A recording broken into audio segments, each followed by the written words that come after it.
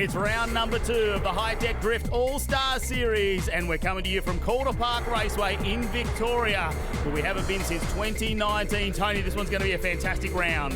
Yeah, Matty, look, if these Calder Park walls could talk, they'd have some stories for us. We've got a killer layout, but let's go check out Damien in the pits with the drivers. Leading the championship at the moment, obviously coming off Winton from the win. How are you feeling this weekend at Calder Park, and can we make it back to back, mate?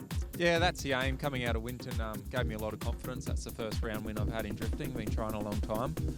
Yeah, car feels pretty dialed in, but obviously the weather just keeps changing. There was no consistent laps in practice, so it's very much suck and see as we get out there, so very variable conditions. The car actually felt really, really comfortable. I was lucky enough to get some dry laps in the at the start there in the practice, so I'm pretty happy with it. A little bit beaten up, a bit of a missile, but now it's all clean, and yeah, I've cleaned up the power as well. So it's a good little setup, ready to go. I fully centred on my first lap in qualifying, tagged the wall a little bit. Second run was in the wall a little bit more. There's a little bit of water up there, but yeah, I'm pretty happy with the runs. You know, walls make the man, so we sent it. Tricky conditions here at round number 2, and we've laid out a very complicated last corner, haven't we, Tony? Because we come in, we've got a right-hander, left-hander, but it's the big run-the-wall section. Let's have a look at the track preview. Yeah, so the lead driver is not allowed to initiate over the centre part of the circuit. They've got to be a metre off that inside ripple strip coming through turn 1, another metre off turn 2, then the switchback touch and go section through the mid part of the circuit, and then the big flick into the final corner, filling that entire outside zone, and that's going to give them maximum points. Let's have a look at how they qualified in round number 2 here. And Brodie Maher is back after issues in round 1, up at the top rank after qualifying. Patrick Barley in second, and James Abbott rounds out our top 3. Let's have a look at how our top 16 are looking here for the Hi-Tec Oils Pro category now. Brodie Maher will take on Derek Newsom. Chris Sadler will take on Jason Ferrin. Jordan Sanderson will be up against Matty Grice, and Roger Anson against Brad Toohey. Patrick Barley takes on Adam Burgess. Benny Mears got Sam Mudge first up. James Abbott against Scott Shembry, and Benny Odgers against Alex Sharker. Well, let's get underway with our top 16 battles here in the Hi-Tec Oils Pro category, and leading out, Brodie Maher, our defending champion. After round number 1, where it didn't go his way, he had mechanical issues. He's back, and look at him take away from Derek Newsom. Opens up a nice gap there, goes through turn number 2. He's a metre off that apex, maybe just a little bit more, but he's doing really nice in the Bonnie Energy 1 this time. Sets up in the touch and go zones. It's the big final run the wall. Let's see how he sets up a little bit of handbrake. He's been running the wall all day. He's right out wide. Look at him go. Brodie Maher leading out nicely in this top 16 battle. Yeah, look, it seems like Derek Newsom was just struggling on initiation there, coming through turn 1. Let's check out the Tri-S replay. So Derek coming into turn number 2 here, he's got a big gap to Brodie Maher that's going to really struggle to get up into that position. What can he do in the lead run now? Derek Newsom pulls it up, but no, it straightens up for him. He's got a bobble at the start, and Brodie Maher applying all the pressure in the background. Look at him go. Gets right on the door through turn number 2, but Derek Newsom just doesn't have that mechanical grip we can see from the Maher Bonnie Energy 1 They throw it in the final corner. Derek Newsom gets it up. You can see the smoke coming off the tyres. He's locked up. Brodie Maher following through. Oh, no contact made on the final bit of the corner. Wow. What an impressive chase by Brodie Maher. It still looked like Derek Newsom just having a few little issues getting the car settled, but Brodie, what a fantastic chase. We'll have a look on board here. The win does go to Brodie Maher. We'll check out the Tri-S replay. Look how close he is coming out of turn number 2. These touch and go zones. It's an opportunity to really set the car pace up for that final corner. He does a really nice job. As we move on to our next battle, Chris Sadler leads us out in the VE Commodore Ute over Jason Ferrin in the R33, who's been so good at D1NZ recently. Sets himself up. Chris Sadler doing a nice job. He's a bit tight there on turn number 2, but the number 33 sets himself up for a run. The big LS, you can hear it as he drives down towards running the wall here. The Hi-Tec Oils in the background. Jason Ferrin with a straight in there. He's really shallow at the moment, Jason, and that's uncharacteristic, this being his home track, and he spins out just as we go to the finish line. Yeah, look, Jason seemed really unsettled for some reason. Chris Sadler did a really good job pulling that VE Ute up for turn 1, got on the power through turn 2, but Jace just didn't really see himself. We'll check out the Tri-S replay. I think the drone shots really show it here, the changing conditions. We can see there's lots of puddles on the track. It's still wet within these dry patches, and this is what the drivers have to contend with. What is going to happen to the car? Is it going to grip up? Is it going to steer you straight? You can see how straight he is coming in there. A lot of handbrake usage, but no angle for Jason Ferrin. Doesn't really set himself up for that final corner. So this is going to be a hard one. Jason Ferrin, it's his home track. What can he do in the lead? Here we go, Jason Ferrin to lead him out. A really impressive entry down the back straight. He's got it covered, but that water, you can see it on the inside of turn 1 and unsettles the front steering. He's gathered himself up again. Chris Sadler sitting right there in the second position, just trying to close the door, trying to get up nice and close. Jason Ferrin, full noise coming into that last corner on the loud pedal. You can see the tyre smoke. Ladies and gentlemen, he is pushing nice and wide and he's gone around. That's 2 spins from Jason Ferrin in his battle. That's really uncharacteristic of him. We can see those wet patches right up near the wall. So although our judges have said they can stay a metre off the wall with the back of the car, if they push it up high, you're going to run that risk, aren't you, that you hit a wet patch, the car spins out, as you can see on the end there. It's before our finish zone, and Chris Sadler gets the win in this battle. We'll move on to our next battle, though, and it's Jordan Sanderson leading out in the Zec Nova Australia VE Commodore Ute on Matty Grice. And listen to the big V8s go at it. Yeah, 2 big V8s on the circuit, both cars with very similar suspension setup, steering setup, and Jordan Sanderson very committed into that final corner. That is a big heavy car to flick at the wall. That is full bravery, full commitment, and a very impressive lead run. You've seen how good Matt Grice was in the qualifying earlier this weekend.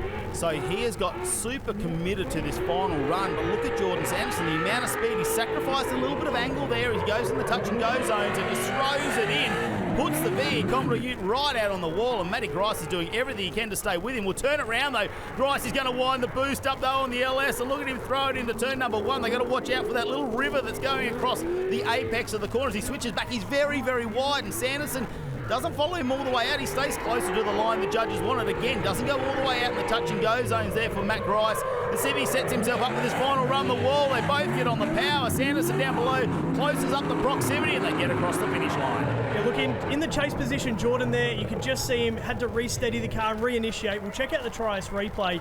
It's all looking pretty good through the middle part here. Grice is on full lock going to those touch and go zones, but there, Jordan Sanderson gets a little bit of a straighten, had to reinitiate, but he gets on that inside line to be able to close the door and push right up for that close proximity. It's that tricky part. It's a one more time from the judges. No surprise there. Both of them made some critical errors, I think, in their lead runs, and we'll have to wait and see how this plays out. One more time now. Jordan Sanderson leads us out. He's very, very wide, but I didn't see any dirt come up at all. It's drying out there now, and we're seeing more of those dry patches appearing. This could change things for the drivers. Gets it off. You've got to watch out for that inside ripple strip there. It can really unsettle the car, but he's just missed it by the looks of it. Sanderson sets him out. Look how much angle he throws into this final corner, and look at the smoke coming off the back. It's all noise, and Grice, he's on lock behind him. Wow, what a battle we've got. What a fantastic run from both of these drivers. We'll watch the Trias replay and just pull it apart here. So cutting through the second part of the corner, Jordan Sanderson, a really fantastic lead run, gives Matty Grice everywhere to chase. Flick back through this last corner. Again, Jordan Sanderson's been so committed coming into that last corner. Dob a foot brake, and they get through unscathed. You've got to be careful on that foot brake with these little wet patches we've got out there. Matty Grice leads out. Look at the angle as he goes through turn number 1. Sanderson definitely doesn't have the same amount of angle to match him. He's a little bit wide on turn number 2. And again, he just grabs that ripple strip from Matty Grice. It unsettles the car a bit now. He's got his flow on as we head into the final corner. Probably stalls it up just a fraction there. You can see the amount of input he's got to do on the steering. But now they're side by side as they finish it off. Wow, this was a one more time from these two, and how are the judges going to pull them apart? Well, Jordan Sanderson gets the advantage and will take the win. Yeah, you can see that bump over the ripple strip, Matty Grice. That will have unsettled him coming through those touch and go zones, and that allowed Jordan just to be really solid, get in the pocket and get on full noise. What a great drift battle. Loving the aggression from Jordan Sanderson, who's in not just the Pro category, but the Pro-Am this weekend as well. Here we go. A couple of people are on the podium in round number 1. It's going to be Roger Jansen, who won, leading out Brad Tui, who was in 3rd place back in the series in 2023. And look at Roger Jansen, very clinical as he goes through turn number 1. He's really setting the car up. Brad Tui, with lots of mechanical issues with axles and drive shafts this weekend, has done a lot of work overnight just to get the car out here. So he's only done a handful of laps, so he's doing an impressive job as he cuts down the inside to straight from Tui, and Roger Jansen right up on the wall, and that is a strong lead run. What a fantastic lead run by Roger. He has just been dialed at this circuit in wet and dry conditions. What a fantastic run, and that gives the best possible chase for Brad Tui. So Roger, big flick, you can see him locking up the wheels, locking up the back wheels so close to the Hi-Tec wall ride, and he kept it off the wall. That is a fantastic lead run, giving all the room for Brad Tui. Tough weekend for Brad Tui. We've mentioned it before, the drive shaft issues he's had to have machine work, he's had to fit different drive shafts to the car to make it back out there, and he's going to get a lead run. Roger Hansen puts the nose right up on the back quarter, though. He's not going to let him go anywhere, right through the puddle of water. That's going to unsettle the front wheels of the car. Roger Hansen just needs to stick back a little bit. He does nicely. He has to change his steering a little bit. A lot of work going on. Brad Tui now, look at the angle thrown from him in the GT86, but he's shallow on the entry into the big right-hander at the end. He'll push it right up towards the wall, but it was a messy run. Yeah, look, unfortunate for Brad. He did grab too much opposite lock coming through the touch and go zones. The idea is to keep it fast and flowy for a big setup into the last corner. But coming through turn 2, this was all pretty good through this middle part, but it was about here. He goes to massive steering angle. It washes off a lot of momentum, and that unsettles him to come into that last corner. It allows Roger to catch right up. Well, let's check out our next battle. Patrick Barley in the C6 Corvette now, taking on Adam Burgess, who's had to borrow this car because another one with drive shaft issues this weekend, so he's actually borrowed a car to get back out there in competition. Isn't it great amongst the drifters how they'll just lend a car to their friend? And Patrick Barley, though, huge power, 434 cubes, a big V8, and look at him just wind the lock on whenever he needs it. It's there for him. Plenty of mechanical grip, and look at the speed as he carries it into the big right-hander, running the wall all the way. That Kevlar body. Wow. What a lead run from Patrick Barley. Look, Adam Burgess hopping into a borrowed car to go and compete, and you can see the rain has started to team down. That is it's so hard to be able to hop into a car you're not familiar with and then have the changing conditions with the rain coming down. A credit to him for getting back out there, but what a fantastic lead run by Patrick Barley. Let's check out the Trias replay, and he was just so fast at this point, wasn't he, Patrick Barley? He was our number 2 qualifier as well coming into this, and this is where you see Adam Burgess in the background just spinning out on the final corner. And look at the amount of rain that is falling again. The windscreen wipers are back on. So conditions are going to change between these two runs as well. And Adam Burgess in Mike Jones' borrowed Commodore Ute is very different to the E36 BMW he's been competing in all weekend so far. And look at Patrick Barley, just puts the nose in there. No drama with a Corvette. He just seems to have that so well balanced. He just knows I can just roll off the throttle, slow the wheel speed down, I can bring the speed of the car, I can put on whatever angle I want. Look at him go door to door. There's not a whole heap of angle there from Adam Burgess, but Patrick Barley makes sure he's got plenty in the background. Look, getting through this track with the changing conditions, we'll check out the Trias replay, but just getting through, you can see the speed difference from the first lap to the second lap. It's such a handful of a layout, and obviously Adam driving a different car, but he's put down a really solid lead run, and Paddy's just right up there, right next to him. He can control all 800 horsepower, however many he's got under the bonnet. He's done a fantastic job. All controlled by that right foot as we move on. Patrick Barley, our winner in that battle. Next up, Benny Meir leads us out the 311 Motorsport entry on Sam Mudge, who also competing in Pro and Pro-Am this weekend. Right up on the door of Benny Meir, really pushing him in the Dewars RB20. How much rain's going down that screamer pipe at the moment? Yeah, look, it's that weather. You can see the flags waving. The rain is teeming down. These guys are probably going out on a wet weather setup now because they've had to change dramatically to try and get some grip and drive out of the car. You can just see the difference in road speed. But the fact that they kept it off the wall and off each other's doors, they've done a fantastic job. Well, Benny Meir spins out, but that's past the finish line, so that will not be judged as Sam Mudge comes around behind. He did a great job. We'll check out the Trias replay. How close is, does he make it all the way over before the car starts to spin out? Lots of angle there. He winds it all. It's hard because you know at that point before the finish line that probably not going to get that one back in these conditions, especially with the amount of rain we got out. And have a look at the puddling happening on track now. So we know it's not a flat surface. You can see him here from our shots from above. Sam Mudge, though, look at the commitment into turn number 1. Plenty of speed from him. He's throwing everything at it. Here we go, out in front. Benny Meir trying to keep pace. He's got to control the wheel speed. He's already up on the ripple strip on the inside. Mudge, though, gets out of there nicely. Touch and go zones here. Sets himself up. Look at the gap he's opened up on Benny Meir already as he gets right up on the wall. Sam Mudge, he loves it here. This layout is suiting his driving style. Yeah, the difference in grip levels between the cars, it's really evident. If you've got a car that has a lot of horsepower, you've really got to be gentle on the throttle. You can turn too much wheel speed and then you just lose your forward momentum. So Sam Mudge here in the touch and go zones. He's going into the final corner with so much commitment. The wipers are on flat out and he gets right out wide on the Hi-Tec wall ride for the last corner, and unfortunately Benny Meir just couldn't close the gap over the length of the run. I think when we compare the chase runs, that's where it's at. Well, one more time from these two from the judges. And we're going to send him again. Here we go. Benny Meir leading out. He's just trying to pull the car up to that first corner. Look at how much steering input he needs. Sam Mudge, though, just using him as a mobile clipping point. I don't think he's worried about the line, Sam Mudge. He knows Benny Meir is going to put the car where it needs to go. He just needs to follow him in, emulate him as he goes through the run as they set up for the final corner. Mudge got a lot of handbrake there as he tries to pull it up. He knows how wide they're looking to go, and they both get through. Look at this. Wow, in these conditions, that's a fantastic run. What a fantastic battle from both of these guys. To be able to steady the car up for turn 1 and get through cleanly, that's the hardest part of the lap. And then through these touch and go zones, they're both side by side. Sam Mudge is sitting right there. So this is coming through turn 2. You can see the amount of rain coming down on the screen. It'll be coming in their side windows. What challenging conditions we've got here at Calder Park today. And then here, the big flick, the big initiation in that final corner. A lot of handbrake to steady the car, but they got through cleanly. Well, let's turn him around in this one more time. Sam Mudge will lead out in the Murray River Motorsport S13. He throws it in again, committed to the speed into turn 1, despite that mud river that's going through the apex. Benny Meir, some issues there, came in shallow. Now he's up on the ripple strip again. He's just having a hard time trying to maintain the speed that Sam Mudge has got. I'm not sure if that's a wheel speed issue or whether the mechanical grip that Sam Mudge has got in this car is just outperforming. Maybe he's gone out on a very different setup. He's just preempted how slippery it's going to be. The tyre pressures could be all the way down, maybe soften the suspension right up, and Benny Meir hasn't quite grabbed it before they've gone out for these battles. But look at, there you go.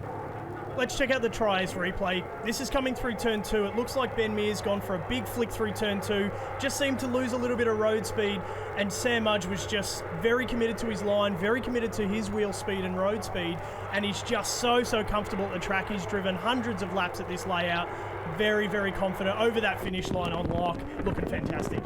Look at the rain coming down as the teammates are about to battle it out. James Abbott leads us out in Nigella, the S15, over Scott Shembry, who's back in the twin-turbo LS-powered 350Z. And James Abbott doing a nice job out in front. Scott Shembry battling with some power steering issues this weekend now. The car's back, but it's still not quite out of all of its gremlins. James Abbott doing a fantastic job. He was 4th last time in round number 1, and look at him. He's dialed in, on point again, right up high, but look how slow the cars are compared to what we saw previously with the amount of rain. And is that some hail coming in as well? Because it looks very large what's coming down from the sky. It looks like an immense amount of weather. We predicted hail, so that might be hail that's come down. But look, James Abbott, he was our 3rd qualifier. He's done such a great job in the dry, and look, he can handle this car around this layout in the wet like an absolute pro. Look at him go. And Scott Shembry obviously just playing catch up at that point. A lot of power under the right foot for Scott Shembry. Now he's back in the 350Z, and look at that bobble as they come in. It's really hard. He has to straighten out again. He goes wide. He stalls the car up. James Abbott, did he make contact?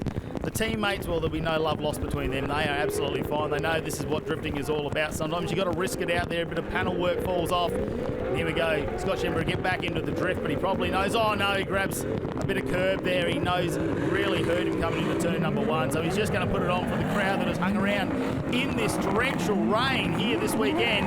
Look at the mud forming up. Spectators still out there under their umbrellas. What a show they're trying to put on for the people who've hung around.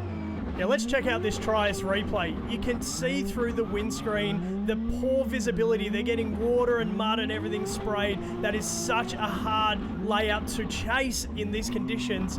And James Abbott's just done a fantastic job being as close as he possibly can. Scott Shembry, obviously just a little bit of a challenge coming through in the lead position, but Abbott deserves the win on that one. Looks absolutely fantastic. You know how much it jars your steering when you hit a massive puddle in your street car. Imagine what they're doing at over 100 kilometres an hour out there in these conditions at Calder Park. Next up, Benny Hodges, though. He was on the podium in round number 1, getting chased down by the OG of Hi-Tec Drift Allstars, Alex Sharker. Look at the Sharks behind him. He's just lost a little bit of proximity as Benny Hodges just trying to push through all that water again. You can hear them feathering the throttle on and off, just trying to find some sort of traction out there. Pulls the car up, and you get the handbrake done, trims it up nicely, sets himself up, and Benny Hodges, look at him go. Carries on from round number 1. Look at the setup. Drives it out really nicely. What a commanding lead run by Benny Hodges. He just looked absolutely in control of the car from the starting gate. It looked absolutely fantastic. But take nothing away from Sharkers. He's there right in this in the chase position coming into turn 1. It's the flick here through turn 2. It just looked like it might have just gone to a little bit too much lock there, and it slowed him down a little bit. That's the point where Benny Hodges can gain a bit of an advantage and get away through the touch and go zone. I think that's right. If you get your back tyres in a little bit of those puddles, you're going to lose so much momentum, and over the course of the run, that's where you'll see the proximity really open right up. Alex Shark is going to lead us out. You know, you're more comfortable in the lead run here as he pulls it up. How does he go in turn number 1? Makes it through the mud river nicely there. A lot of steering there. You just see it straighten up as he tries to get the car set up for turn number 2. He's wide.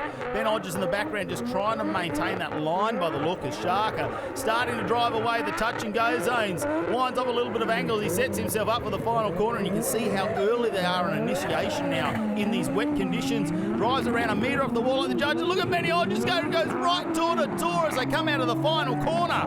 Wow. Both drivers looking very much in control in the lead position, but it was this last corner. Benny Hodges in the chasing position just had the opportunity to get nice and close, and that is going to be achieving his maximum points in a chase position. To not hit coming in that last corner, fantastic job by Ben. I don't know how the drivers are doing here in these really tough conditions, but we'll have to wait and find out how the top 8 unfolds. In the meantime, we're going to go to a short break and be back with all the action very soon. Welcome back to round number 2 of the Hi-Tec Drift All-Star Series from Calder Park in Victoria. Let's have a look at how our Hi-Tec Oils Pro Category top 8 have formed up. Brodie Maher will take on Chris Sadler. Jordan Sanderson will battle it out with Roger Jansen. Patrick Barley's got Sam Mudge in his battle, and James Abbott's taking on Benny Hodges.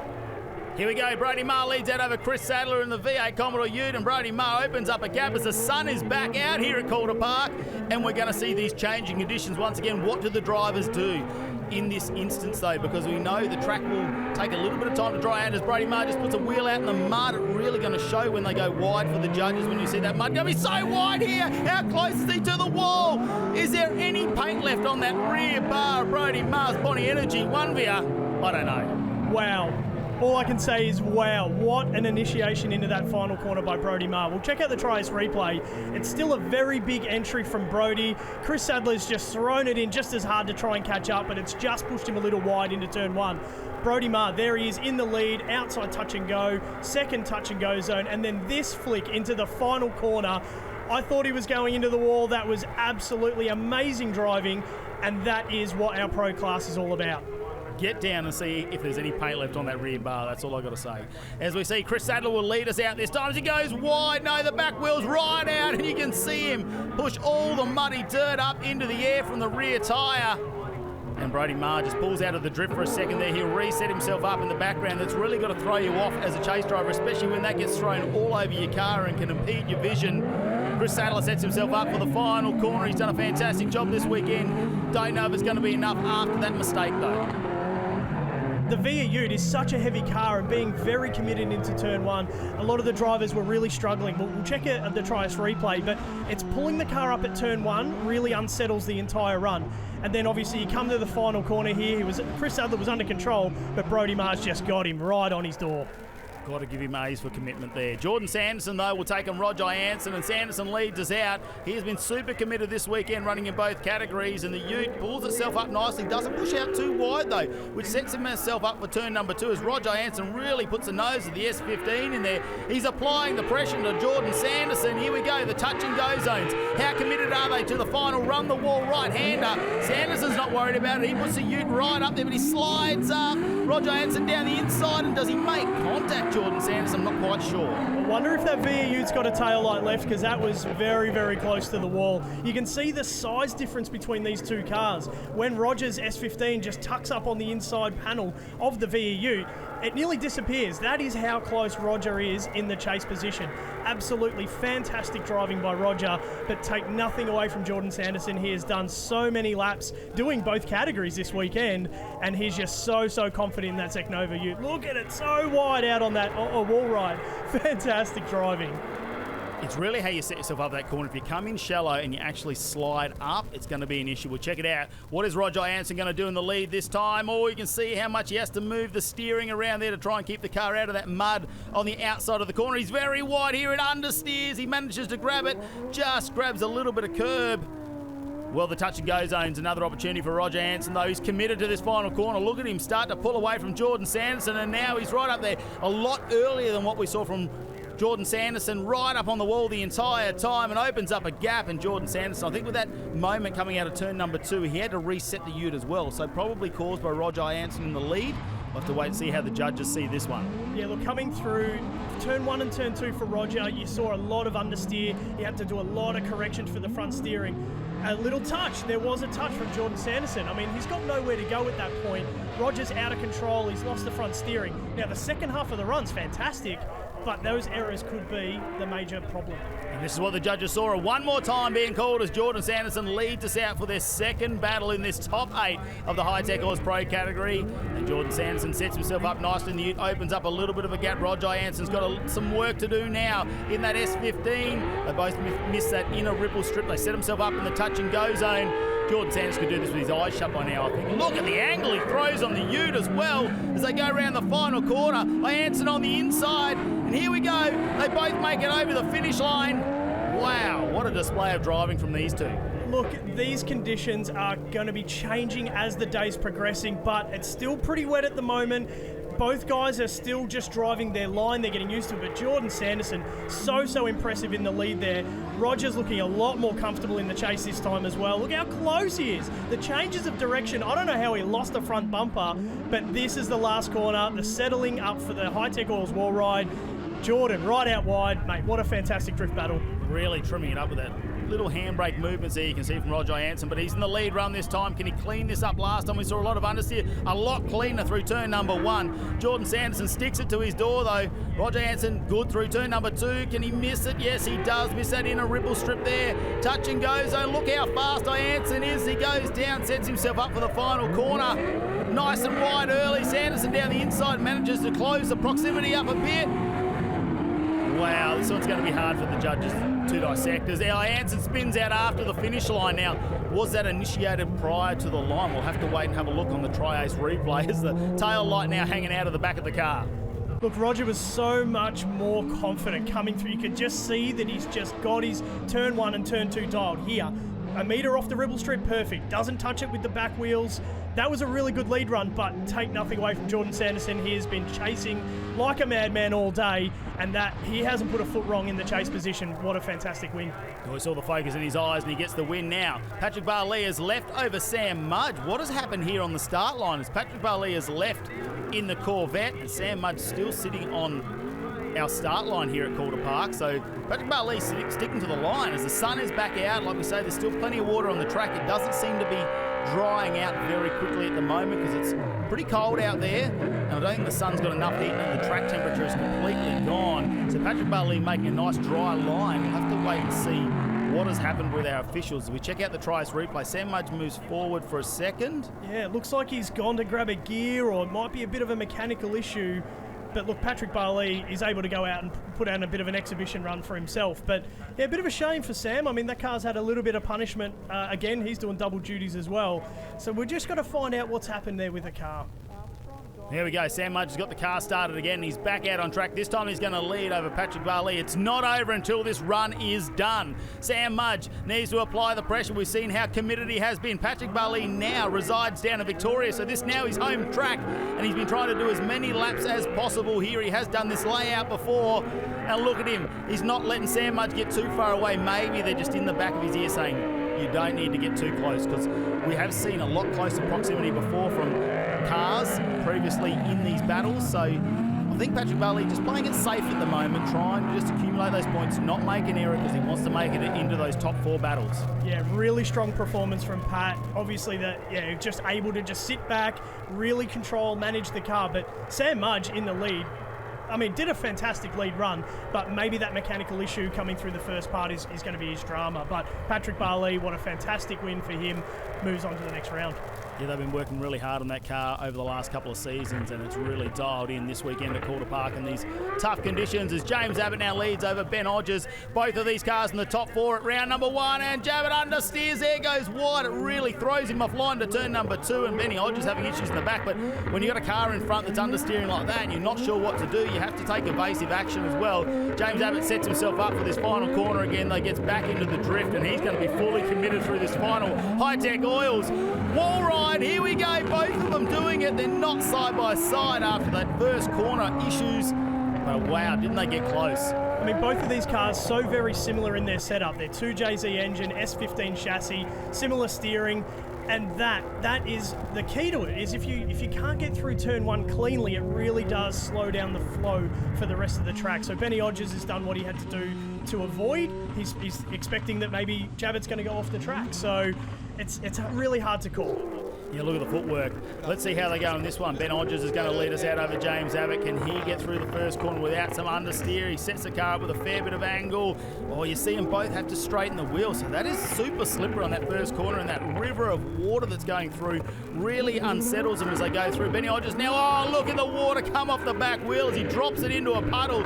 James Abbott now has an opportunity to get right on the door as they go through the final corner, and James Abbott doesn't need to get too close at this point. They're both along the wall. What a finish to this battle. Such a strong finish. And Benny Hodges in the lead, obviously a lot more confident in that lead position this time around. But is it enough? Is it enough to get him through to the next round? Unfortunately not. James Abbott's going to get the win on this one, and that is a commanding chase position in the Hi-Tec Oils S15. Yeah, James Abbott a big advantage in that lead run first time out. Let's head down to the track now and catch up with him briefly. Looked a little bit, couple of little errors out there. How'd it feel? Yeah, look, it was all a bit of a mess. I think if on any other day, I'd say it was a really hard battle, really hard conditions, but after what we just went through in the one before where I was totally blind, that was like a dream. I could actually see what I was doing for most of the lap. I think really hard conditions. I think everyone's just doing whatever they can just to get the car around the track at this stage. No one's doing anything too fancy. Well, they just need to get through these battles. Let's check out the highlights from the top 8 of the Hi-Tec Oils Pro category. And Brodie Marr got the win over Chris Sadler. Jordan Sanderson managed to get the advantage over Matt Grice, who's packed up and on the trailer. And Patrick Barley got the win over Sam Mudge. And let's have a look at our Hi-Tec Drift All-Stars Zoo Performance Pro-Am qualifying results. Jordan Sanderson up in number 1, Kieran Ratcliffe in 2, and Luke Willoughby, a newcomer to the series, in 3rd position. Now let's check out the Zoo Performance Pro-Am category top 8 highlights where Kieran Ratcliffe gets the win over Jamie Godfrey, travelled over from South Australia. Luke Willoughby takes on Sean Mickle-Hatton. Luke Willoughby gets the win through into the next round. Jordan Sanderson takes on Mike Jones and he goes through to the next round. And Sam Mudge battled Andrew Ryan. Sam Mudge gets the win. And let's check out the Pro-Am top 4. Here we go. Jordan Sanderson will now take on Sam Mudge, and Kieran Ratcliffe will take on Luke Willoughby. Now, what can Kieran and Jordan Sanderson do? We've already seen them up in the top 4 in round number 1. Will they get on the top step of the podium? We'll have to wait and find out. Your top 4 battles in the Zoo Performance Pro-Am. Kieran Ratcliffe leads out over Luke Willoughby, who's come from New South Wales, got himself a wild card entry to round number 2 of the Hi-Tec Drift All-Stars Series in Pro-Am, and he's doing a nice job behind in the LS-powered car, the 180. Oh, he's wide. You can see the dirt flicked up in the background. Kieran Ratcliffe sets himself up, though. You can see he is tuned into these conditions this weekend, especially after round number 1 where it was very wet and wild as well. And nice job there from Kieran as he drives the car all the way through the Evil 33. Clearly, the laps in practice has absolutely paid off for Kieran Ratcliffe. He was doing more laps in practice than anyone else, and this is a testament to him. He's hitting those outside touch-and-go zones, and a really, really strong setup for the final Hi-Tec Oils wall ride corner. Look how deep he goes into that initiation point and just holds it there on the loud pedal, gets through, but we'll spin him around. Let's see how Luke Willoughby goes. He's in competition. He's only done this for a couple of seasons now. Never in the Hi-Tec Drift All-Star Series. And what a show he's putting on. Already into the top 4. He qualified 3rd position. Kieran Ratcliffe doing a nice job behind him. Willoughby throwing huge angle as he goes to the touch-and-go zones. Modulating that throttle. You can see the rim slowing down as he's getting on and off the throttle. Throws it into the final corner right up on the wall. Ratcliffe applying the pressure as well. Well, how does he go over the line? There's a lot of angle, but he pulls the car up. This one's going to be interesting. It might come down to the chase stripes. Yeah, look, we'll check out the Trias replay. Luke Willoughby in the lead. This is his first ever time at Calder Park Raceway. Gets the wild card to compete, and he's done an absolutely fantastic job to get to this position. But Kieran Ratcliffe, really, really strong position, really strong chase driver, and he just sits there so confident in that second position. Well, let's have a look at our second top four battle. Jordan Sanderson leads us out in his second car this weekend over Sam Mudge, whose car is doing double duties in Pro-Am as he goes wide, but it looks like they don't make contact. Follows him in. I swear he's using him as a mobile clipping zone. That is all that Sam Mudge is doing. Jordan Sanderson, though, doing so many laps, but in different cars, and this is very different to the Pro car he's had out there. The JM built VE Commodore Ute sets himself up for the final corner, committed once again. He's right out wide. Sam Mudge down low. Well, he doesn't really get right up on the proximity, but no, the final moments, does he make contact with the tyre barrier? It looked like he did. Wow, Jordan Sanderson has been such an impressive driver all weekend. A little bit of understeer coming through turn one, but Sam Mudge in the chase position read it perfectly and pulled up. There was no contact coming through turn 1 and 2, but then Sam Mudge has grabbed a heap of ripple strip in that middle part of the track, and it's just unsettled the car a little bit. But Jordan Sanderson in the lead position puts down a really strong lead run again, and Sam Mudge is just going to do everything he can to catch up. Well, now we get here. Sam Mudge is going to lead us out over Jordan Sanderson. Sets himself up nicely. Turn number 1, smooth for Mudge. Pulls the car up before it goes too wide into the mud. Turn number 2, nice line there. Leaves a little bit of room for Jordan Sanderson, who almost just looked like a little bit of understeer coming into the big ute behind him. Sam Mudge now touch and go zone. Sets himself up. Committed to the final corner. Nice and wide, right out on the Hi-Tec oil signage. Up nice and high. Jordan Sanderson running down the inside, closes the proximity up in the final part of the chase. That was really wide from Sam Mudge. He got really close to the Hi-Tec oil signs, but it did look like Jordan Sanderson just had a small correction coming through between turn 1 and turn 2. He had to reinitiate and had to chase down again, but a really solid lead run from Sam Mudge. But that chase position looks pretty strong. Well, plenty more action to come your way here in the Hi-Tec Oils Drift All-Star Series. Don't go anywhere. We'll be back after this break. Welcome back to round number 2 of the Hi-Tec Drift All-Star Series. We're at Calder Park in Victoria, and we're in the top 4 of our Hi-Tec Oils Pro category battles. And here it is. Brodie Maher is going to take on Jordan Sanderson in one epic battle. Patrick Barley takes on James Abbott. Can Brodie Maher get back on the podium? We'll have to wait and find out after round 1, but it's Patrick Barley, who was our number 2 qualifier, to lead us out over James Abbott. 2 and 3 in qualifying as they throw it in the first corner. Nice angle from Patrick Barley. James Abbott, can he maintain the pace of the Corvette as Patrick Barley starts to drive away? He's a little bit wide coming out of turn number 2, but look at the speed in the wet. This car is gripped up as he throws it into the final corner. He has risked the body panels on this car all weekend, and it does not change here as he throws it nice and high along the wall here at Calder Park. Wow, Patrick Barley, a commanding lead run. Absolutely fantastic. We'll check out the Trias replay. It's here. We get through turn 1 and the flick through turn 2, and it was as if Patrick Barley just got flat on the gas. James Abbott's doing a bit of correction, maybe a little bit of understeer through turn 2. That really created that massive gap that he had to try and catch up, and he just never had the opportunity to get there. Now James Abbott gets his chance to lead in this battle over Patrick Barley. Can Barley slow the Corvette down and maintain that proximity to James Abbott? We saw him go blow to blow in round number 1. What's it going to do in these wet conditions at Calder Park? James Abbott not using too much angle, just trying to keep the car on the line the judges wanted. Patrick Barley, nice job emulating as he goes through the touch and go zones. The final corner though, will Patrick Barley dive down in the Corvette? We know how much speed and grip it's got. Gets as close as you probably want to get, I think, in these conditions next to James Abbott, and they go side by side over the finish line. Oh, a little bit of contact just after they straighten up. That won't matter. We'll check out the Trias replay, and James Abbott in the lead has just put down a fantastic lead run, and we've got to give it to him that the chase is only as good as a really solid lead run. Well done to James Abbott for really dialing that run, but Patrick Barley just sitting there in that second position, getting as close as he possibly can. Wow, what an incredible battle. Patrick Barley will go in the battle for 1 and 2 on the podium. Who's going to be alongside him? Brodie Maher throws it in. Jordan Sanderson behind him. Maher goes wide into the dirt. Sanderson pulls the car up nicely. Now Brodie's going to have to get back into this drift in the Bonnie Energy 1via. We'll just have a look. Jordan Sanderson, he's done a nice job, I think, not to make contact there. Brodie Maher, he's got nothing to lose now. Throws it down the gauntlet. Real high speed in the wet as he goes along the wall all the way up the top. He's going to have to get the paintbrush out and fix up that signage, I think. What an uncharacteristic error. What an error coming into turn 1 from Brodie. I mean, he's trying harder. We're getting to the pointy end of the battle. That's such a huge entry into turn 1. That's the first error he's had all day, and it's just thrown him wide. That will be a big deduction, but great for Jordan Sanderson to be able to avoid. There was no contact, and now he can reinitiate and get through turn 2 and complete the lap. But real shame for Brodie Marr there. Jordan Sanderson, fantastic driving, just being composed and getting it done. Jordan Sanderson gets his chance to lead out now. Will he commit as much as Brodie did in this first corner? He goes wide, a little bit of dirt flicked up there and mud. Goes through turn number 1. He looks like, again, sacrificed a little bit of angle like we saw from James Abbott just to slide the car through there nicely, as we are seeing dry patches starting to appear out there on the track. So drivers are going to have to test their commitment at this stage. They're willing to put it all on the line as he throws into the final corner. Brodie Marr doing a nice job. He's right up alongside him. Wow, look at this from a chase position. What an aggressive chase by Brodie Marr. He knows that he's got to put it all on the line in this chase to try and undo the errors from the first lap into turn 1. But fantastic lead run by Jordan Sanderson, again in the Zeknova VEU.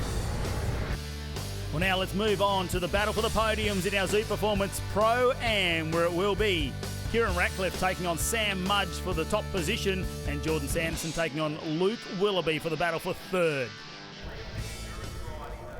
We line them up. The JM built VE Commodore, Jordan Sanderson swapping between Pro-Am and Pro this weekend. 2 different cars as well. It's probably helped him with the conditions out here. He's got a lot more laps under his belt. But Luke Willoughby coming out of New South Wales, the first time he's come across the Victorian border, and he's in the big game. Could he be on the podium? Jordan Sanderson has a nice little straight in there. You can see the understeer from the Commodore Ute. Luke Willoughby just doing a nice job in the background. Can he maintain the pace that Jordan Sanderson is going to try and lay down the big VA-powered Ute? He starts to drive away. We can see little whispers of tyre smoke as he goes through. Luke Willoughby now starts to disappear in the background as Jordan Sanderson just laying down the pace in what is his home track here at Calder Park. Yeah, what an impressive lead by Jordan Sanderson. Again, we cannot fault this guy this weekend. He is on fire, but Luke Willoughby in his first ever competition down south, he just tags a back wheel on the ripple strip there. It's unsettled the car, and he's using all of the steering lock, and it's just slowing his overall momentum down. He's got to play catch up at that point, and it's a really tough position when you're chasing to try and play catch up. Imagine the pressure the first time in the Hi-Tec Drift All-Stars Series. A wild card in, he could be on the podium, you never know. Does a nice job through turn number 1. His lead run. Jordan Sanderson now puts the nose in, applies that pressure, and oh, look at that. Willoughby just grabs the inside curb again with the back wheel. Will it be enough for Sanderson to go through? He's got the opportunity to be in 2 podiums this weekend. Will he be in 3rd place? They go through the final quarter. Sanderson's down really low. He drives the car up in the final parts. We'll have to look at Luke Willoughby though. Those little errors in the lead position as well as in the chase didn't maintain as much proximity to the car in front. And there you go. Jordan Sanderson will get the win and 3rd place on the podium here for the Zoo Performance Pro-Am at Calder Park round 2. Sanderson doing a fantastic chase run. Deserving winner, but here we go. We are into the final battle for the Zoo Performance Pro-Am category. And here we go, Kieran Ratcliffe in the lead with Sammy Mudge in the chase. Nice and wide on the outside of the ripple strip at turn 1. Steady through. Sam Mudge so close, putting it all on the line in this final battle. Kieran Ratcliffe goes to massive steering lock coming through turn 2. Nice and steady, composed himself, flicked back through the touch and go zone. It looks like Sam Mudge has got a bit of a straight in there just to steady the car up. Kieran Ratcliffe looking at the wall. He's trying to put it as close as he can. Nice and wide on the Hi-Tec Oils wall ride, and he gets over the line nice and safely. Still a lot of water on the track.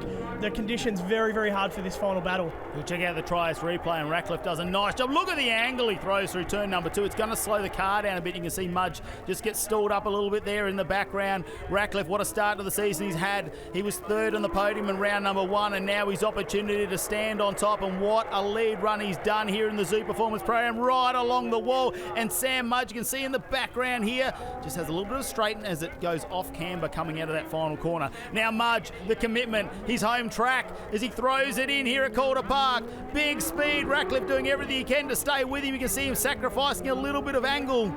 as they go through turn 2. No, right up on the ripple strip there. You can see the dirt flicked up by the rear tyre. Sam Mudge with a little bit of an advantage now. Opens up a little bit of a gap, but Ratcliffe doesn't let him get away. The proximity gets closed right up. Ratcliffe, no, sideways and spins out, trying to get fast up on the wall. And you can see it's drying out again out there as the tyre smoke starts to come off the back tyres. The changing conditions of this place, and you can just tell the guys are putting it all on the line. Kieran Ratcliffe getting as close as he possibly can, but he's turned it around on the last corner.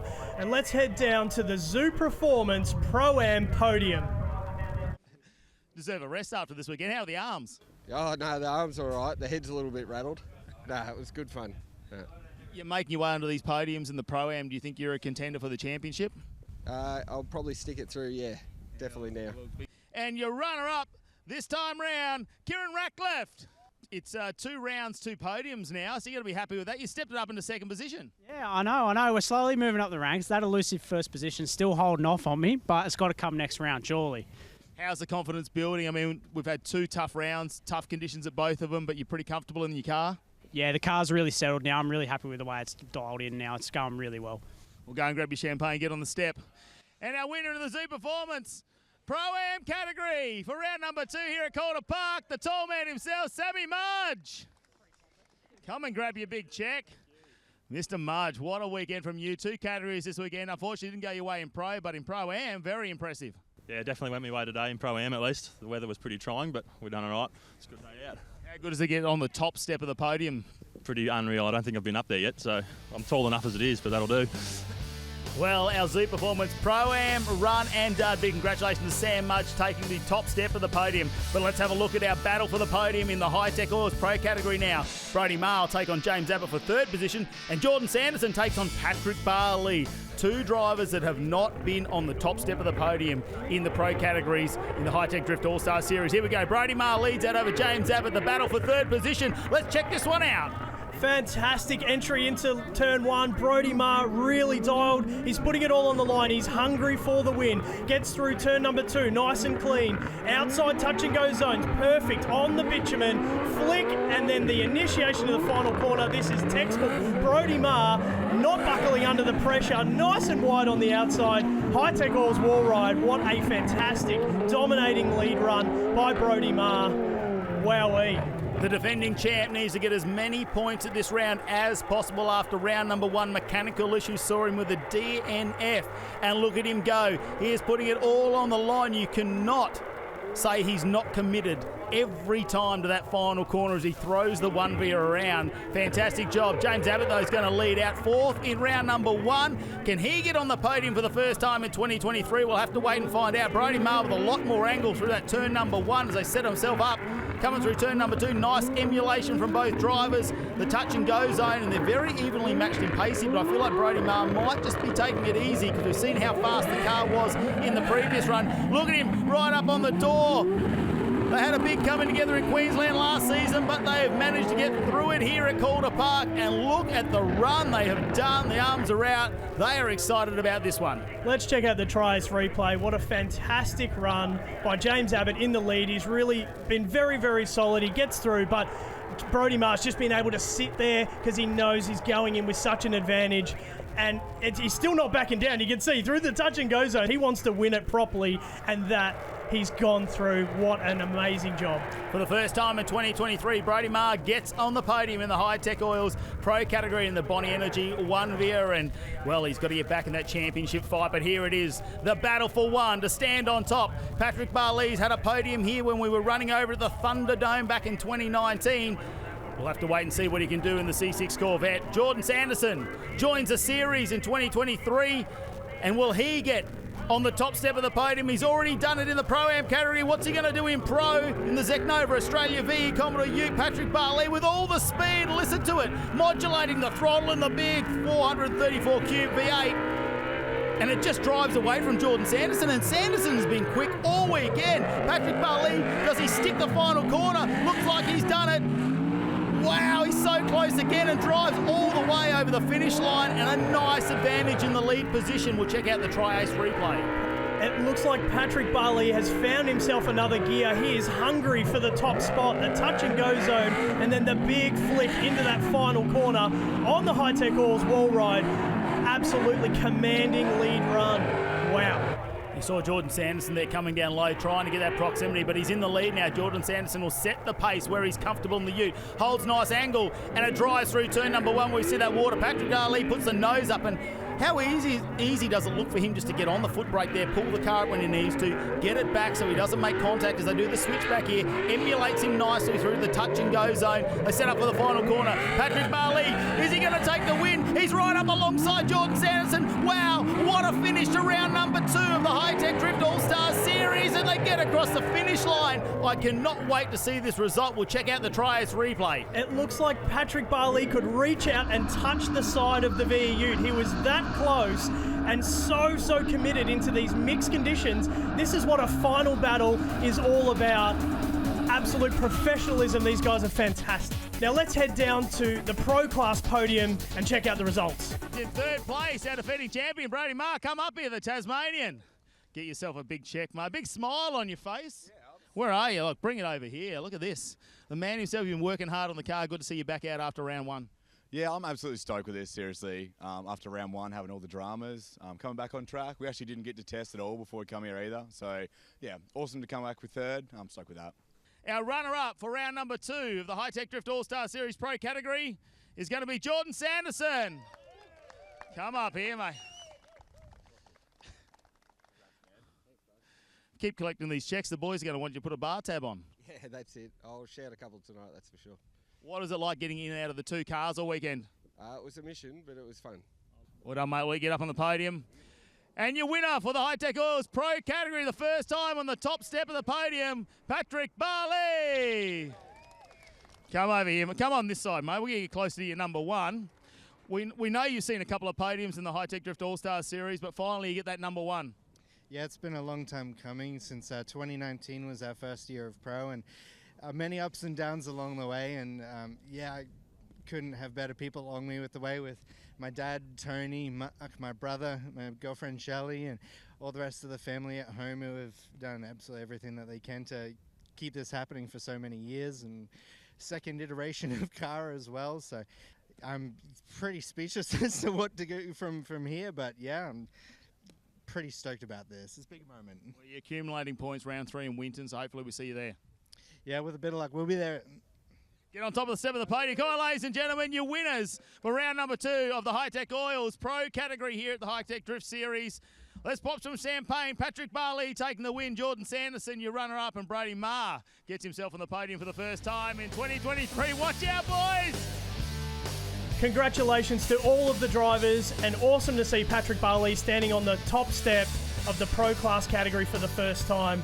Now, next event, we're out at Winton Motor Raceway, 3rd and 4th of June. And the best news about that is free spectator tickets for everyone who comes out to Winton Motor Raceway for round number 3 of the Hi-Tec Drift All-Star Series. It's only a couple hours north of Melbourne. We can't wait to see you there.